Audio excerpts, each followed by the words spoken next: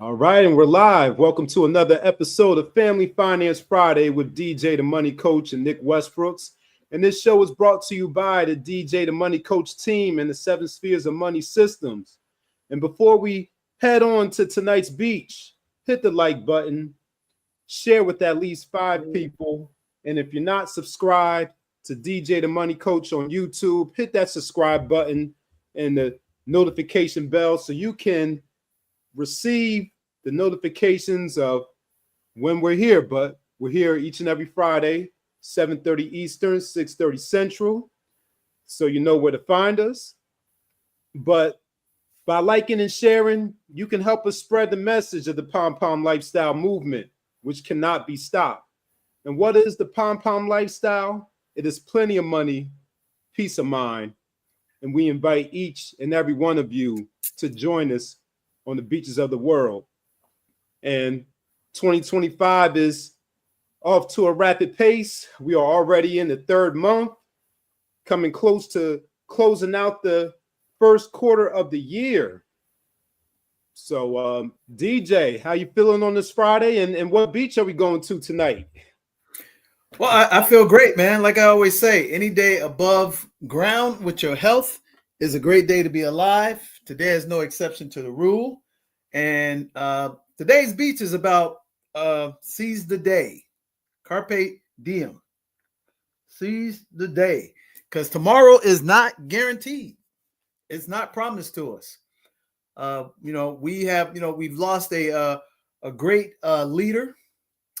And we lost a great, advocate of our program in the diaspora, former mayor of Houston, Sylvester Turner, who was our congressman. And the thing about it is literally, not figuratively, ladies and gentlemen, I was just talking to Congressman Turner on February 20th at the Diaspora African Conference. I actually was the last person to talk to him before he left. Took a celebratory picture with him as I had talked to him on his birthday in 2023. When I first had the chance to meet him and talk to him about the diaspora, he was taking a trip, not in this picture. This is literally on February 20th of this year. I mean, it is mind-boggling how, God takes our greatest servants home early.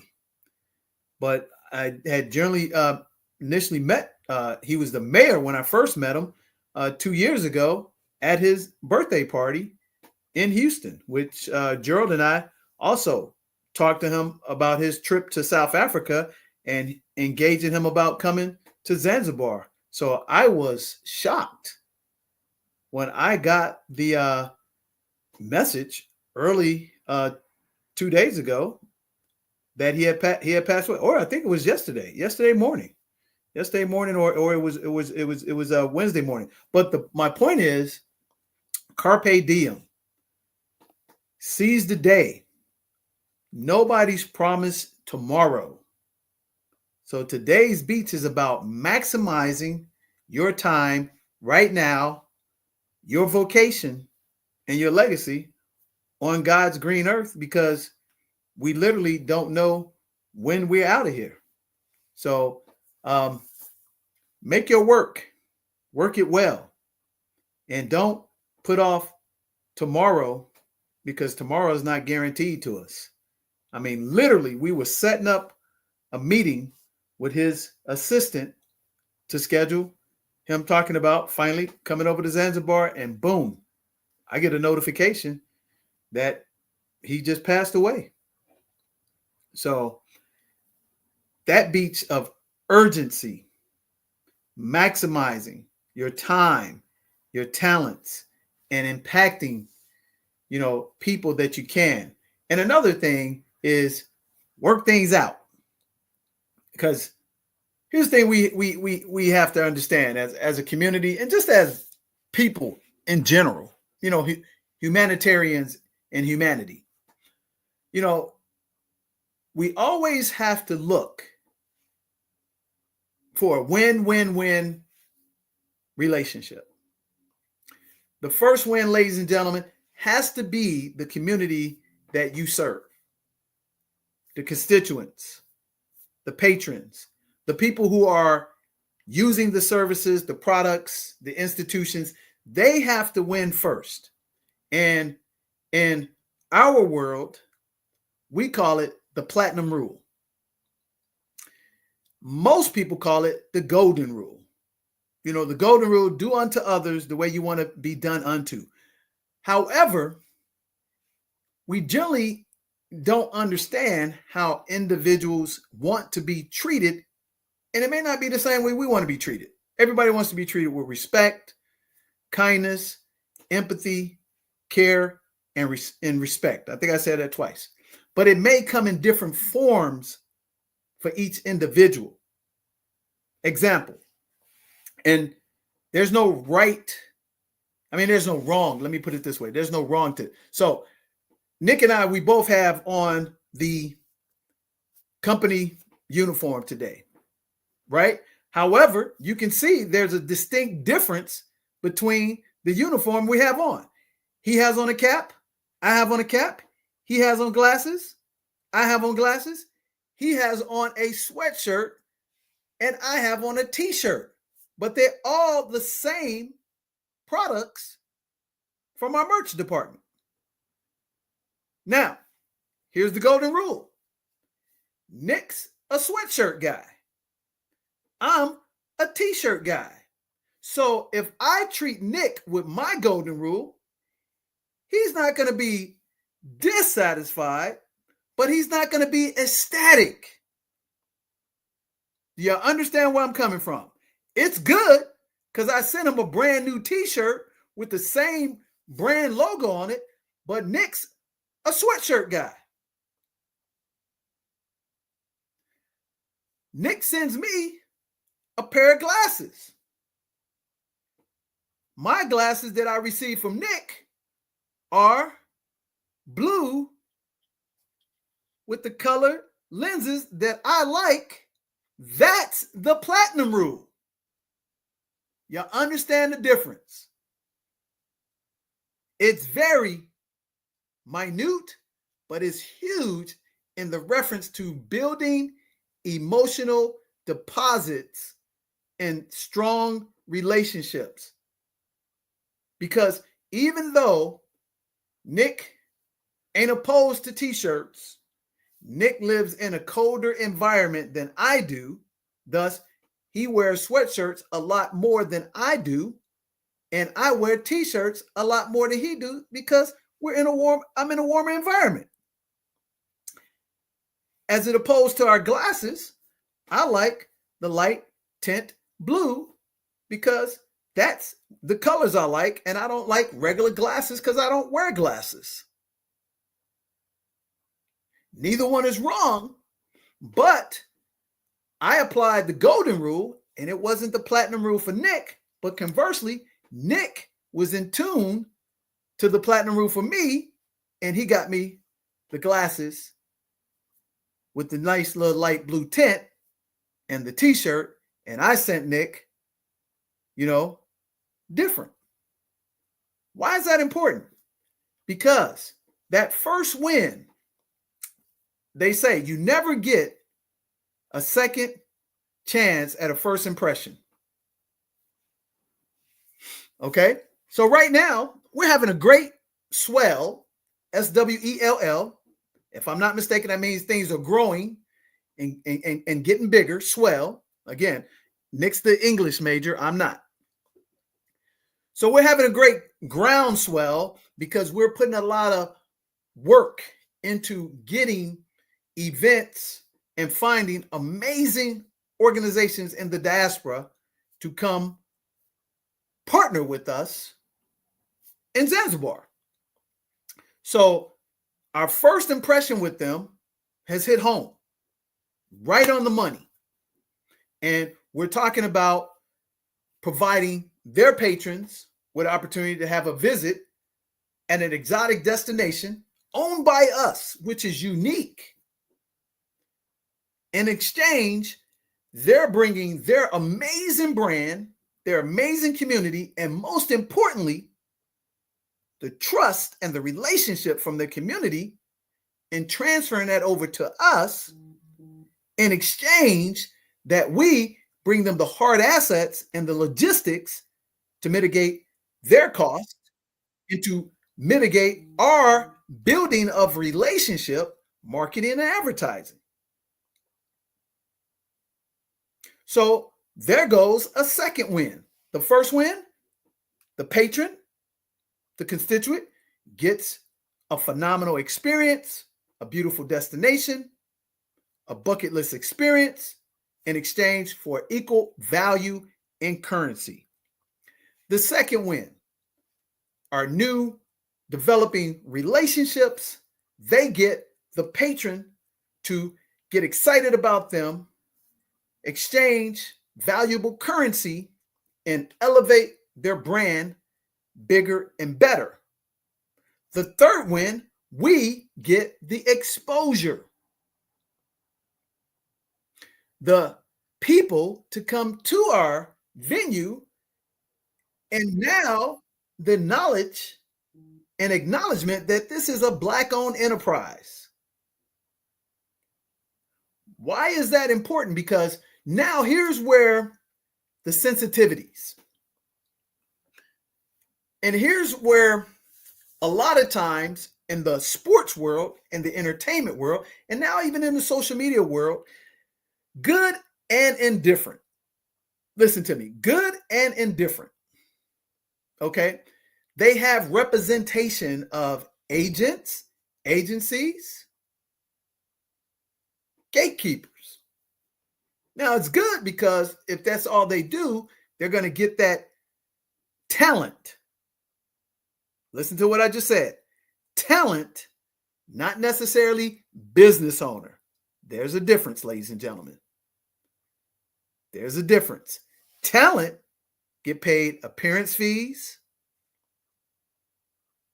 et cetera, and they just do events to bring people, but they don't own anything in the enterprise, but they're going to be at a destination or a location, maybe one time, maybe come back a second time, but they're not going to be part of the establishment for the long term. Make sense? So typically, yeah, you should have an agent. You should have an agency. You should have a gatekeeper, because your job is to get the most amount of money for your value for that opportunity. Now, the bad thing about that, if you're dealing with a business owner and you are a business owner, but you play both sides, which is nothing wrong, you're a talent and owner, a lot of times an agent and an agency and a gatekeeper can misinterpret the business opportunity because they're so concerned about what? I got to get the appearance fee. I got to get all the stuff I can get for them because I'm not interested in equity. I need the now money,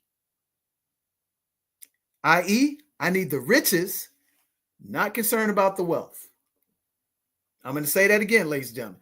I need the riches, not concerned about the wealth. So in essence, they have to know how to talk the proper King's English for that exchange between entities. Now, why is that important? Because when you're starting to work within the diaspora or even just regular business, you have to know whom you're speaking with. You have to know what value you bring, what value they bring that you don't have, and that you have that they don't have, that actually enable you to scale up, which you would not be able to do immediately by yourselves. And a lot of times we misinterpret that, don't understand the value, and understand that how do I mitigate and elevate at the same time? Man, that was some bars. How do I mitigate and elevate at the same time? Man, I love it. I love it. So why am I saying that? Is because one great thing when it comes to agency and agents and gatekeepers, they don't take initial negotiations personal. This is very important, Nick. especially when it comes to our community. Because in the corporate world, I'll give you an example. We've done business with Chase Bank. Am I correct or am I wrong? We did a significant program with Chase Bank in 2022. Correct me if I'm wrong. Yes, we did. Advancement. Yes, we did. What was the name of the organization? Advancement of Black Pathways. Yeah. Advancement of Black Pathways. Correct me if I'm wrong. But here's my point, ladies and gentlemen. Here's my point. And this is very important. So pay attention, business student, pay attention, community. Chase Bank, #1 bank in the Western Hemisphere. 4th largest financial institution in the globe when we were working with them. I don't know what the status is now in terms of the globe, but they're still #1 in the United States, North America, Canada. Okay? So I began dialogue with them. We did our deal with them April to July or April to June of 2022. I was pursuing them for a good 18 months prior to doing the deal, because typically deals like that take a long time, okay? The deals start heating up around about October, November of 2021. How did it start heating up? I, as an entrepreneur, I saw a Netflix series on Kevin Hart, and Kevin Hart happened to talk about his new business relationship with Chase Bank. And then he shared with us that they had a Black female CEO, the first ever. I didn't know that. So he's sitting down with the Black CEO, Deshunda Duckett, and he's talking about financial literacy. And I'm sitting back, okay, all right, hey, brother, I am excited for you. You've made couple of $100 million. But here's what I do know. #1, you don't know financial literacy as well as I know financial literacy. #2, I've been banking with said bank business-wise for a decade. And #3, why aren't we getting the same opportunity? I want to show our expertise, right? So you know what I do? I do pick up the phone, find out the CEO's direct information, get on the horn with the gatekeeper, and the gatekeeper initially wants to give me the Heisman because because they get contacted by everybody, right?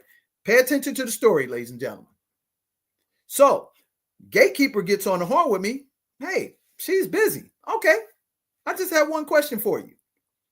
How serious are y'all about what you say you're going to pour $100 million into our community to do financial literacy programs for our people? And how are you going to do that through celebrity who's really not masters of financial literacy? I'm just curious, what professionals are putting together the curriculum other than just the face? I said, so if I can't just have a conversation, and #2, I've been banking with you for a decade, business banking, and I've been doing financial education for Fortune 1000 companies for over a decade. Would it look good or bad if you don't at least pass my information to the CEO for what you're talking about? You see how I did it? So the gatekeeper automatically saw, worst thing I need to do is cover my butt, and I'm just going to pass this information on. Don't expect nothing to happen of it, but I'm not going to get fired over it. Yeah. See where I'm coming from? So initially, I initiated everything. They didn't know me from a hole in the wall, but they knew me locally from the banking institutions. Y'all understand? Does that make sense? So guess what? That drops on the CEO's desk, gets her attention because they're promoting Advancing Black Pathways. We're putting $100 million into the community over the next 3-4 years, and we're going to educate all of our people at the entry professional to the upper end professional level. And I'm just saying, they got to be contracted out to somebody other than the face of Kevin Hart. So I get a contact from the CEO. We have a brief conversation, and now she does the right thing. She delegates me to the president over that new division. Are y'all following me? Now, this is over a course of a month or two, right? Now I find out, have a real meeting with the president over Advancing Black Pathways, that they're building this financial literacy strictly for professional Black women. They're not even talking about educating the men. And they called the program Crucial Conversations, and they were going to branches across the country just doing it for Black women. Now I say, well, why would you be educating them and not educating the men when we already know that Black women professionals are almost 2 to 3 times more educated than Black men now? And if you want to keep the family unit together, don't you have to empower the Black man so that he can have headship and respect? I struck a chord with him. Now I'm talking to him about the platinum rule for the Black household. Now, we start building relationships, talking about vetting and everything. They vet us and everything. And now we go through a series of, 10, 15 meetings. And then we finally get to verbal agreement. Here's the importance, ladies and gentlemen, of agency, agents, and gatekeepers not being involved in that part of the relationship at all, because they have no vested interest in the equity and the ownership. There's no reason for me to have an agent or agency representing me, because they can't negotiate on my behalf as a corporation. Do y'all understand? Now, if I'm playing ball or I'm Kevin Hart, yeah, I'm going to negotiate the terms of an appearance fee, a contract to show up and host an event. But if I'm talking about ownership and equity, I need to talk to the boss. What do I mean by that, ladies and gentlemen?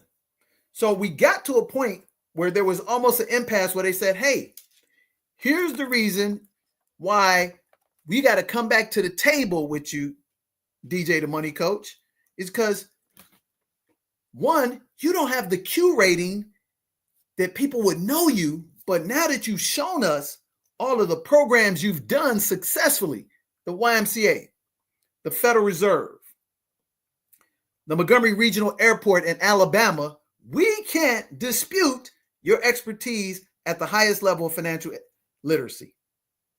It's far superior than what Kevin Hart could ever bring to the table, other than his celebrity and the fact that he's become a successful entrepreneur being a comedian. But when we get down to the nitty-gritty and talk broad tax, financial literacy, institutions, vehicles, products, insurance, retirement plans, annuities, mortgages, reverse mortgages.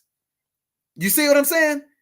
You're the expert, but nobody knows you. So we do these commercials with Kevin Hart, Serena, Steph Curry, because they will draw in the general Black populace, and then we will put our professionals in front of them, but we still don't have a curriculum as robust as yours. So they said, here's what we're going to do. Prove to us that you can go out and knock down another deal that would push us, force us, Nick, is what to put you on our platform.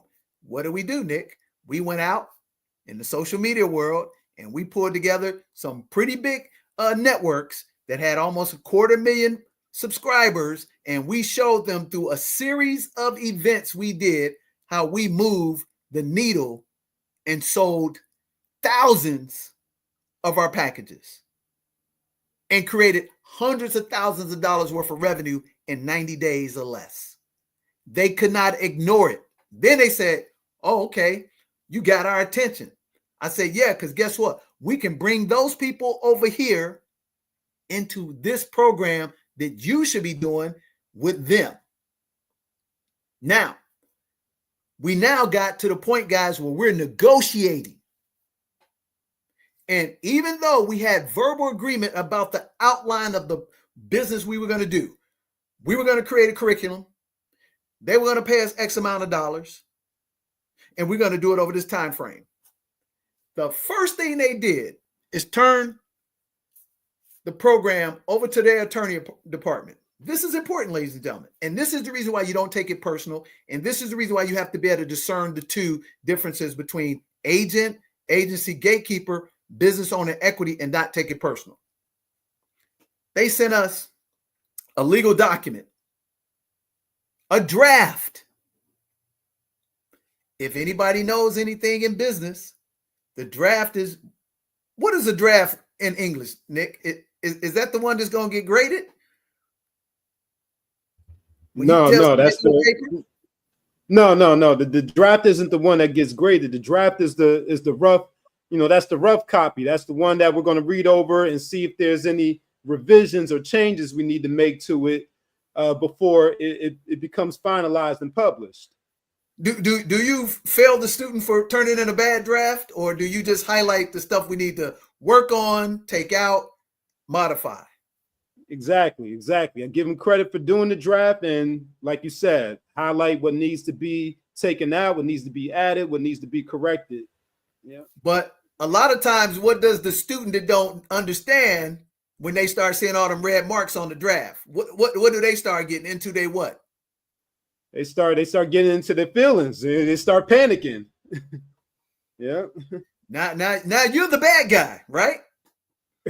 Yeah. But all you are identifying, hey, your word structure ain't right. This the body, that. But they get into their feelings.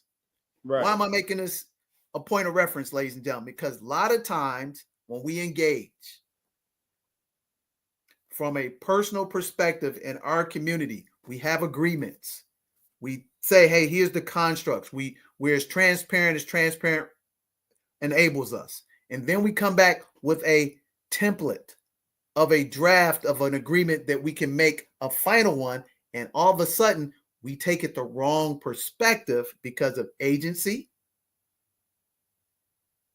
agent, or gatekeeper, or when we're both business owners, we've never done this together before. So we look at, hey, I can't do this, can't do that. But what we should do is say, hey, this is not a situation where we're trying to get on the wrong side of each other. We want to get back to the core, but we want to be honest and transparent about our limitations, the opportunity to create 3 wins. And now we should be able to come back, because just like Chase, they sent us a 17-page, I think it was 24 pages, legal document. And it said, and you probably won't believe this, it said while we were in negotiation with them, we don't have a contract with them, Nick. While we're in negotiation with them, we can't go negotiate any other contracts that don't have nothing to do with them if it pertains to anything about money. Did you hear what I said, ladies and gentlemen? So in essence, we don't get a deal with them, but we can't go pursue any other business that don't have nothing to do with them. And that's the same thing that the financial service business does. It says, if you are a licensed advisor working for ABC Financial Service Company, you cannot go buy a house without getting our approval. It's called outside business practices. But they can do whatever they want to. But even though you buying that house got nothing to do with them, will never harm them in any capacity, they need to know about it. So Chase says, hey, let's put this in the draft. And if they fall for it, cool. Don't affect us, but we'll shut them down. They then also in the same draft said, hey, you can't share or talk to anybody about the curriculum that you're already teaching in other business that you already signed. hear what I said. Any business that we're doing before we met them that is ongoing in the draft, they said, oh, you got to stop doing that too. What? So guess what? The natural tendency is to take it personal. But guess what their team of attorneys' job is to do? Protect their interests and put a clamp on you as much as they possibly can, but don't take it personal.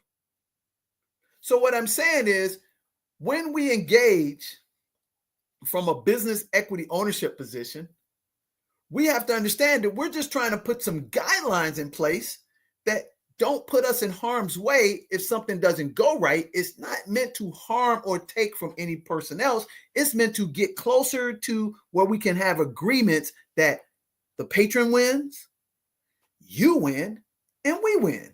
And then, just like Chase, it was a pilot to say, if this is successful, let's go to the top of the mountain and create a series of events. Does that make sense, ladies and gentlemen? So a lot of times in our community, we have lack of resources because we're small businessmen and women. So we don't have the affordability to make mistakes, or we don't have the capital to scale up as fast. And the way to overcome that is to be as transparent as we humanly possibly can be, so we can say, hey, here's what we can provide at a great cost that you don't have to pay for. And here's what you can provide at a great cost that we don't have to pay for. So thus that mitigates our risk. So now we bring that together and we can scale up, because the pilot or the trial event is designed to prove it works. And what you want to do is don't lose any money and just make a little bit of money that you can come back and build more and make highly more profit.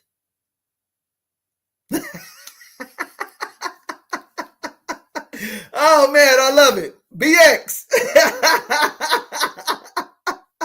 I love it. I love it. Ladies and gentlemen. Nick, tell them why I'm laughing. Yeah, the comment on the screen, the big print give it, the little print take it away. Wise man once said, that wise man is yours truly, DJ the Money Coach.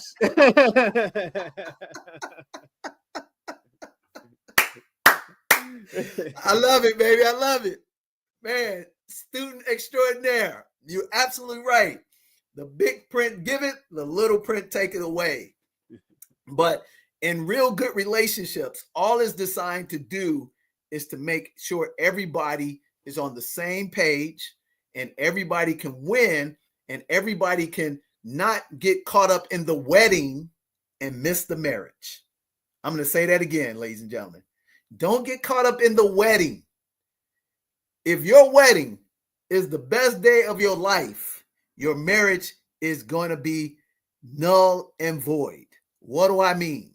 Because we tend to spend all this money, all this planning for the wedding, and we just think that the marriage is going to be happily ever after. But wise people say, hey, let's hold back. We may have 30 racks to spend on a wedding, but how about we invest 15 and put 15 into our future? See what I'm saying? So in that regard, we're having a great swell and we're building relationships that are new. And typically how to build a great relationship that can become a successful marriage is through a covenant. So it's three things that we like to do. We said, number one, give us permission to share with you what you need to know, and you give us permission to share with us what we need to know. And then as long as we keep doing the things that we say we're going to do within transparency, let's keep moving forward to grow together, because those are emotional deposits. And don't let that initial engagement of the documentation be taken personally if it doesn't say something that we didn't exactly identify that will be a win, and just say, okay, no problem. Let's redline that. Let's rough draft it and let's bring it closer to the middle where it's a complete win. Because the reality is that in all other communities and other business engagements, they figure this stuff out. I'll give you a prime example, especially in the sports world. How many times have you seen an athlete coming up for a renewal contract and they get all heated? Man, I want out of here. I can't stand yada, yada, yada. And they're talking that stuff for a month or two, and you can swear that that person never going to talk to that organization again. And in the 25th hour, they signed the biggest lucrative contract ever. And the next day, man, I always love Coach. This has always been my team. Because at the end of the day, they got what they wanted. The corporation got what they wanted, and they knew this was a process. But guess what? In the mix of that process, that's when the agent and the agency was doing a representation. Do you understand what I'm saying? But if they were in the capacity of owning, like Tom Brady just bought a significant portion of ownership in the Raiders, he and his group sat at the table with Mark Davis, not just his agent or his agency, because he's looking at a long-term investment in the Raiders. So in the swell of you say, hey, what's going on? Great things are going on, man. So with that said, I want to give a shout out to the amazing organizations that we've been talking to over the last 2 months. And we've got some verbal agreements and we got some rough draft agreements, because we're about to change the world in what we're doing to show other communities that they're not the only ones to get down and make it happen and stay inside the family and keep the family business, but they come out and we scale up together. Because we got great stuff happening. Man, I'm going to say shout out to Tori and Big John. Amazing team, man, out in Florida and Arizona. Got amazing, retreat that they do, and we're about to do a deal together with them. Man, I love the way they do business. I love the way they carry themselves. Shout out to Cherry and Toby on the West Coast and the East Coast. They got a very successful organization of business, and we're putting stuff together right now. Shout out to Auntie Bev. We put together a deal together with her organization. Man, I mean, it's phenomenal. Shout out to the Relationship Twins. We're working on amazing opportunity with them as well. Shout out to Mr. Johnson, who runs a phenomenal theatrical business for decades. We're in the mix of talking about putting some great deals together with them. Shout out to Charles Smith of the NBA. We just had some couple of small conversations about the expansion that's going to be on the island, and we're about to sit down and have some real detailed conversations. Shout out to Stacy Tisdale. Man, we just met their sharp team. And shout out to Saman. Man, you talking about doing some big stuff in the community. Man, we got a lot of great people coming together, excited about what we're doing, and we're excited about their major accomplishments of stability to shine light on an amazing vocation and a legacy that we're doing collectively together. Collectively together. And this is the crux of family finance, because it's a family and it debunks and disintegrates that old BS that you can't do business with family or people that look like you.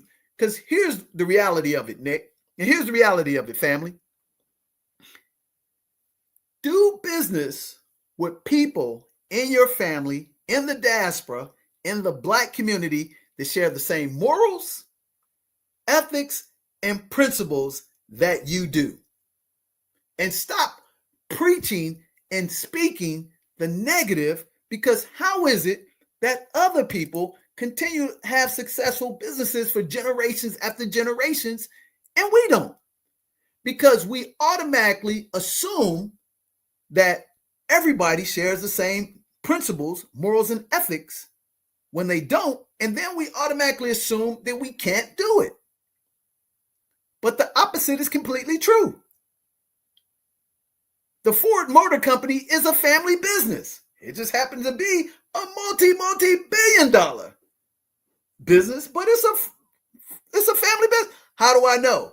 Because the last 3 CEOs plus, their last name is Ford.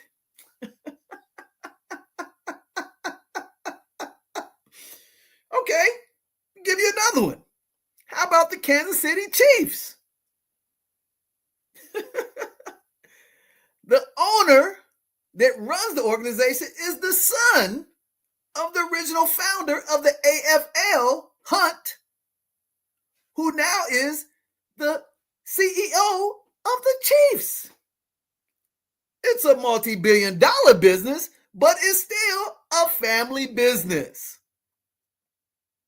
Now, need I say another example? How about LeBron? All of his partners that he went to elementary school and high school, what's the commonality between LeBron's sincere success that I respect the most? LeBron had the name, had the capital, and had the access, and his partners had talent. And you know what he did? He said, tell you what, Rich Paul, you go over here and work for ABC company that I can get you access, cut your teeth, and learn everything you need to know. Hey, Maverick, you go over here to Nike. Well, they're going to give you an opportunity because I told them if they want me to rep Nike, they got to rep you in their internship program. Mims, his other buddy, Randy, you go over, boom, boom, boom. And guess what? His first iteration, he had 2 representatives that didn't look like him, while his partners were getting educated through his access. Now roll forward 20 years later. Clutch Sports, #1 influencer in the NBA and other regions of entertainment, because he had the wisdom to not listen to people say you can't work with family and friends. Do you not think that they had some differences of opinion and they worked things out? And you know why? Because he was so far up in acceptance and curating that his partners knew he was the doorway. But see, what generally happens in our community, we generally may come together at equal levels of power and influence. So it's hard for us to put down our egos and our hubris and listen to grow together. We can't see the vision.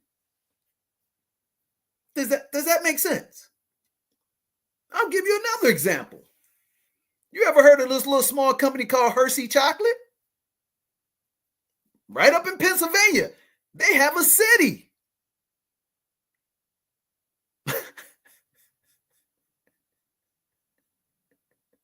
Heinz Ketchup. These are family businesses. Think about it. Okay, and I'll give you one on the opposite end of the spectrum. DJ, we know that. Okay, well, how about these 2 juggernauts called Microsoft and Apple? Now, understand the message here. Go do your research. There's no Apple as the #1 company on the planet without Microsoft. Oh, what are you talking about, DJ? Well, guess what? Bill Gates, Steve Jobs, they were head-on-head competitors because Microsoft was the behemoth when Steve Jobs started developing Apple. So then Apple lit fire and Bill Gates missed an opportunity. And then they started to have a rift between each other. Steve Jobs gets kicked out of Apple for about 12 years. Apple starts falling backwards. Microsoft is still growing, but Microsoft kind of missed the window on the operating, the portal. And then they said, man, this burgeoning market, Apple, if we can put our Windows 95 on all of their proprietary stuff, we can take over the world. Apple's like, nah, man, we're not feeling that. Okay. Apple starts going backwards. Steve Jobs come back in 12 years later after they kicked him out to save him.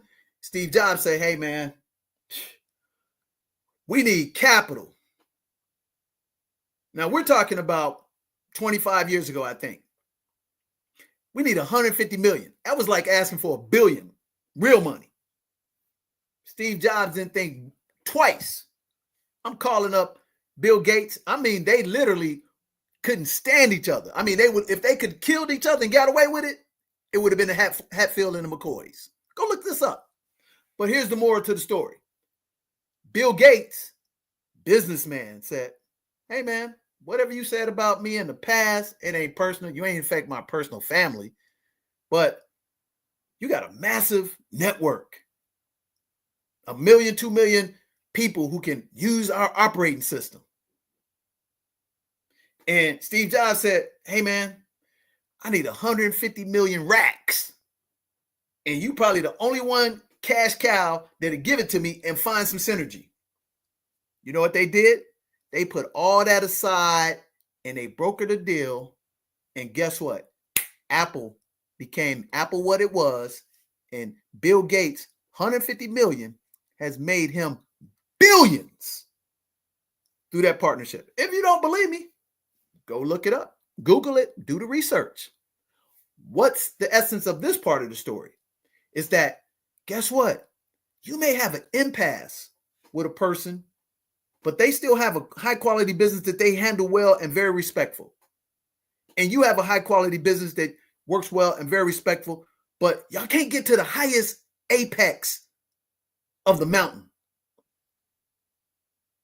The North Face, Mount Everest, Mount Kilimanjaro, without y'all coming together and putting stuff aside and not taking things personal. And most importantly, not let the attorneys blow the deal. So you come together and you say, hey, man, let's see how we can make this work.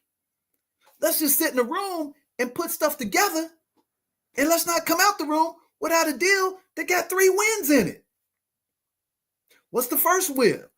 Guess what? With Bill Gates, hey, those people needed access to the Explorer because Apple wasn't in that business. Boom. That's a win for the Apple community. Bill Gates is not in the actual computer media business, but he's the software developer. So he needed access to those million customers. That's a win-win-win. And that's how they silently put the rest. They hate for each other. And they created multi-billion dollars and now trillion-dollar companies. Imagine, Nick, if we could put aside our egos and work through some of the things we don't understand and see how great we can grow together. Here's another thing for Family Finance Friday.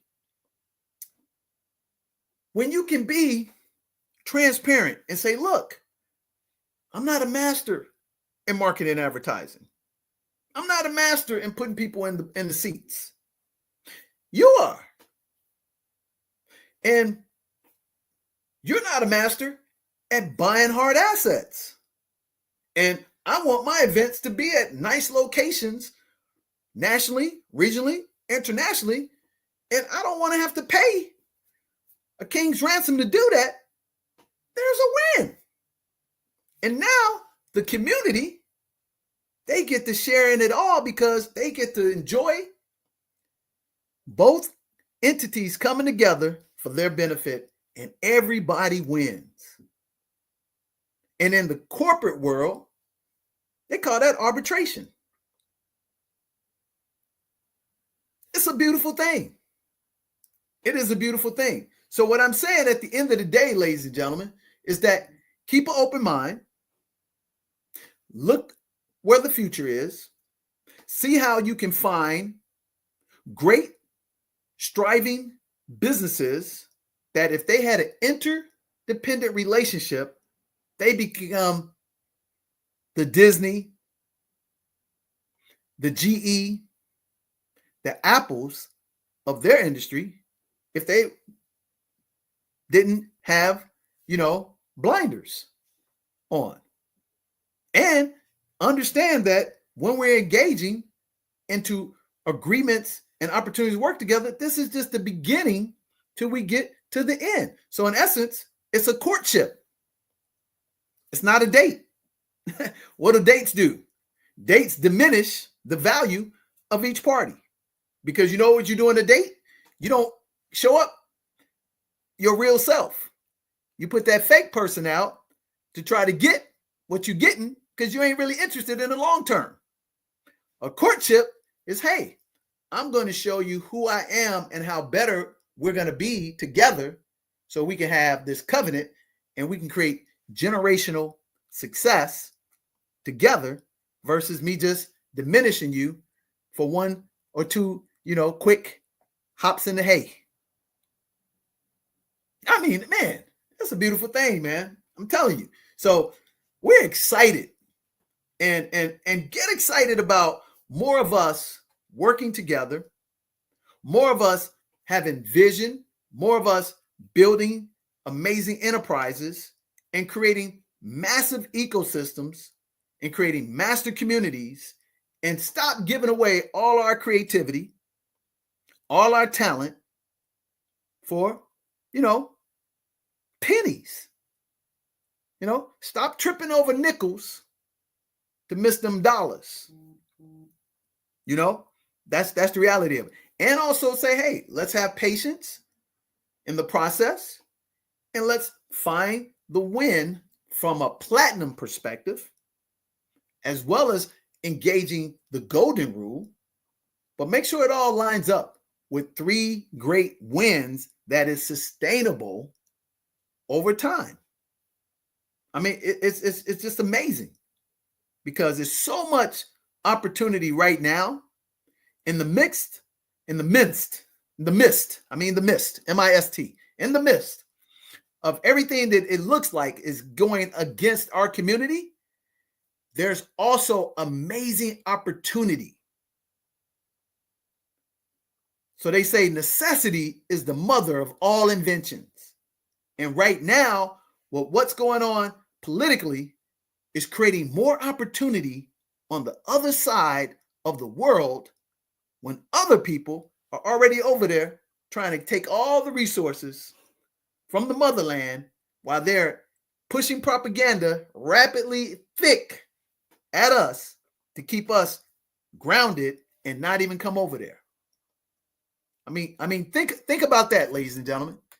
Think about how many people that have yet to step foot on the amazing continent of Africa, but yet they're here and they're complaining about all the things that they're losing, and they're begging the man to give them handouts. I mean, think about it. You got people here talking about, oh man, we're boycotting on this day. We're boycotting on that day. We boycott. How about we boycott the boycott and build the institution? Woo! Woo!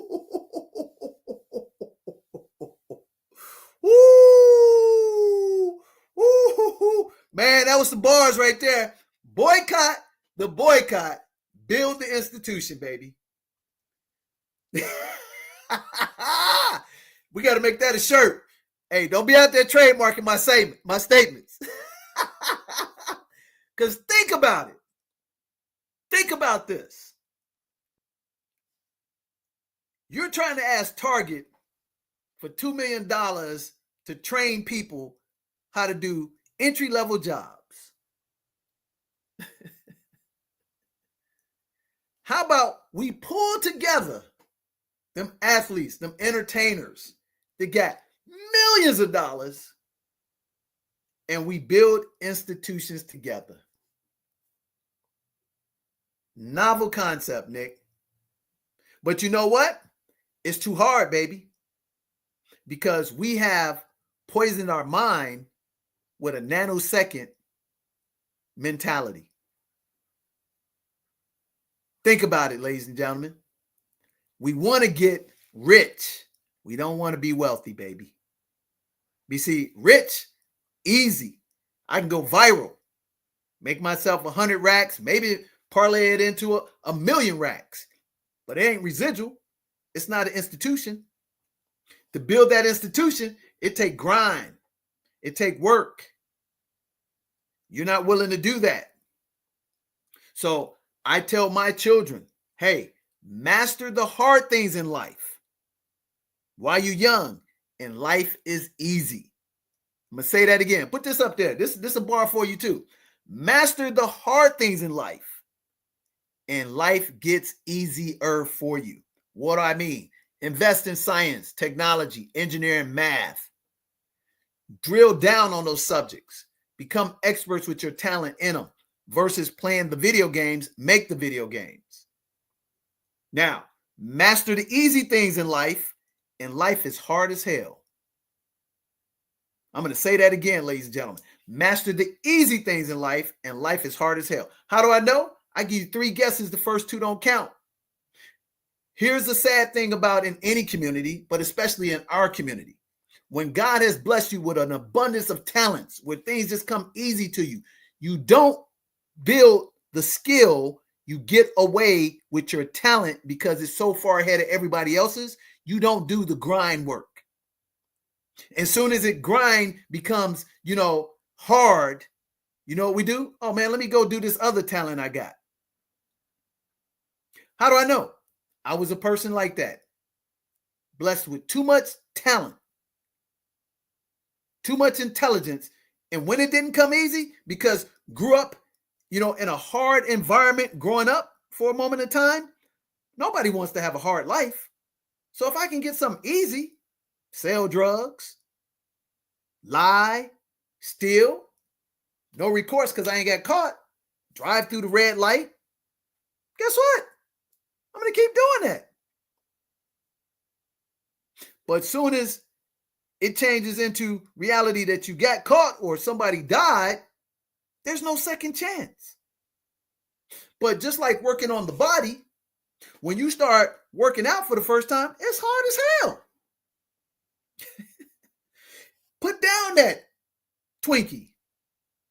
Stop getting that extra, side order fries.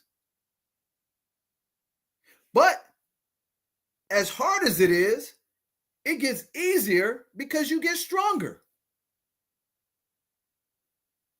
So generally, we have to be stronger, more disciplined, and more understanding to how to relate to the person to tell them, here's the hard facts. But what you have to also do, you have to be the best representation of what they strive, because they are getting, inundated with all type of stuff to get them off the beaten path, to take their talents and lead them in a different direction, while the other person is building a pipeline and you out here carrying buckets.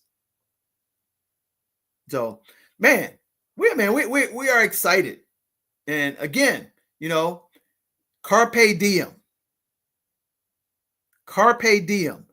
Take advantage of today. Because the present is the present. So, yesterday is gone. The future is not promised. But what we have right now in the present frame in time is the best gift God is ever going to give you.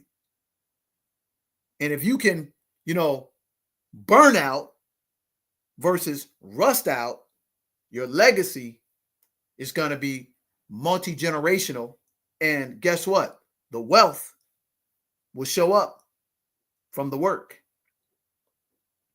Because you could not have told me on February 20th, when I took that picture with the honorable leader, that the former mayor and Congressman Sylvester Turner, that he would have been gone just like that.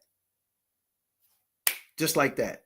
Because if he was that sick, he wouldn't have been out doing these public engagements. And the night before he passed away, he was at an event with congressmen in front of the president. Nobody knew. And that's the thing. So what are we going to say about us when our time comes? And what did we do? And what was our legacy? Because it's going to say your born date, a dash mark, and your end date. They're short.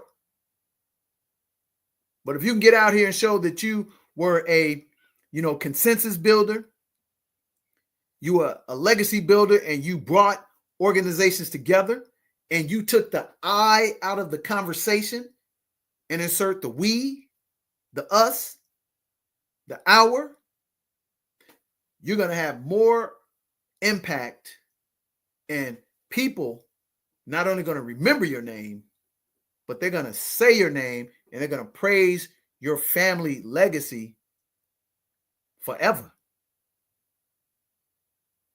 That's the reality of it. So, man, we're excited, man. We're extremely excited. We're blessed to have the opportunity to meet these amazing people who are successful. They're honorable. They are hardworking. They're disciplined. And we're coming to an intersection at the same time. And instead of running through it and crashing, we're actually getting the information and we're elevating simultaneously together. And we're going to bring up a lot of people together, man, because there's a massive swell and there's a tsunami of greatness that's coming, and we're thriving in 2025. And that's the exciting part about it. And at the end of the day, it's three things, just like you said, the big print giveth and the little print take it away. Boycott the boycott, build the institution. But here's the number one principle that you should all aspire to have down in your soul. Here's the thing. If you lose some money, you lost nothing. Real talk, okay? You lose a peer or friend, unfortunately, you lost something. But if you lose that name on back of the jersey that took your grandfather and your great-grandfather and your father 30, 60, 90 years to build, you've lost everything. What do I mean by that? It takes a generation to build a solid reputation in the marketplace, in the community, and it takes a nanosecond or a misagreement to blow it up in a millisecond. So when you're out conducting business, do the best you can to be morally, principally, and ethically sound. Nobody's perfect. We all make mistakes. And in our community, how about we stop looking at the imperfections of how we can't work with each other? And how about we look at the vision and the plan that we can see the horizon and come together and bring the equal parts to elevate? And how about we have grace when we start to engage with how we're going to work together, and don't take it personal. And guess what? All great things will end up on the right pathway, and the elevation to the top of the mountain. It's a beautiful thing. And guess what? Nobody's ever going to say to you, what took you so long to get here? They're going to say, hey, man, welcome to the Apex. Welcome to the North Face. We're so happy to see you here. Look at that view. Best you'll ever see. It's the closest thing to flying. And when we get to the top together, because that pathway is narrow, it's going to be amazing, man. I mean, we're excited, man. Today, March 7th, 2025, man, we've got some great people engaged. And forgive me if I didn't mention all the people that we're working with, but each and every organization that we've talked to over the last 2 months that we're engaging with, and we're about to blow this thing up and create some massive, success for our patrons, our community, them, and then us, and the exposure. Man, it's nothing but a blessing. Nothing but a blessing, man. And that's the thing. Hey, don't condemn, don't criticize, don't complain. Here's what you should try to do. Come with the solution, come with the plan, and put the action to work. Reiterate what the challenge was, but don't be staying in that lane. Come with the plan, the solution, and get to work. Because we all have challenges, ladies and gentlemen. Mentally, physically, we lose loved ones, just like, former Mayor Sylvester Turner, who is our congressman. But we still got to keep moving, because here's the hard reality. I hate to say it, but the world don't give a rip about me. Don't give a rip about Nick. And the only person you special to is your family, your real friends, and your real partners. But the world gonna keep spinning, and the clock gonna keep changing. And every fool is right twice a day.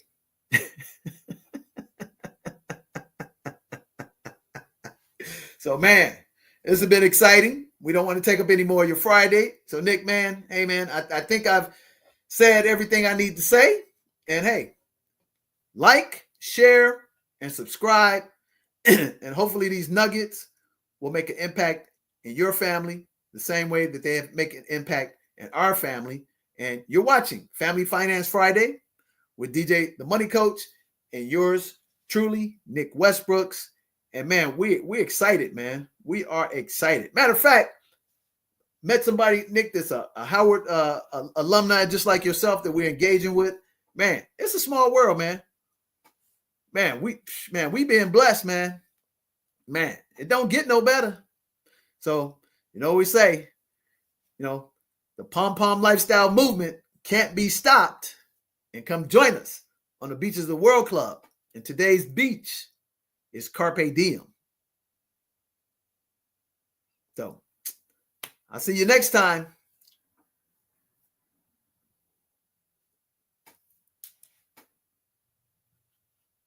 Have you heard of the Pom Pom Suites at the Soul in Zanzibar?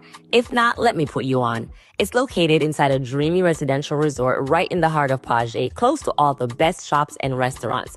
I spent 5 days and 4 nights and the vibe was immaculate. The property is lush, tropical, and so peaceful. And the lagoon-style pool, OMG, absolutely obsessed. Definitely a highlight. I love that it wasn't too deep, so I felt comfortable swimming, cooling off, relaxing, and just living my best Zanzibar life. Some days I grabbed freshly made mango juice from the bakery, which has pastries, coffee, tea, and a variety of options for lunch. And can we talk about the super cute welcome center? I couldn't get enough of the tropical chic decor, literally the perfect spot to chill and unwind. The Pom Pom Suites have tons of room options too, from cozy studios to spacious apartments. I stayed in a 1-bedroom unit and it was giving all the modern, stylish, and hella comfortable vibes. But the real MVP, my personal chef. Every morning, I got freshly made breakfast, eggs, sausage, fresh fruit, and one night she made a barbecue feast. We're talking grilled goat, pilau rice, fresh salad, and homemade juice. Let's just say I ate good. So if you're looking for a beautiful, relaxing, and unique stay in Zanzibar, Pom Pom Suites at the Soul Paje is it. Let me know in the comments if you would like to stay here, and I'll DM you all the deets. Out everything. We're going to give you a master training. 3-hour course, 2 consultations. We're going to teach you how to build credit up to $100,000 interest-free for 18 months. Pay off your home in 7 to 10 years. And most importantly, create $8,333 a month. Passive income. It's a $997 course. You get it all today for $97. Hit that link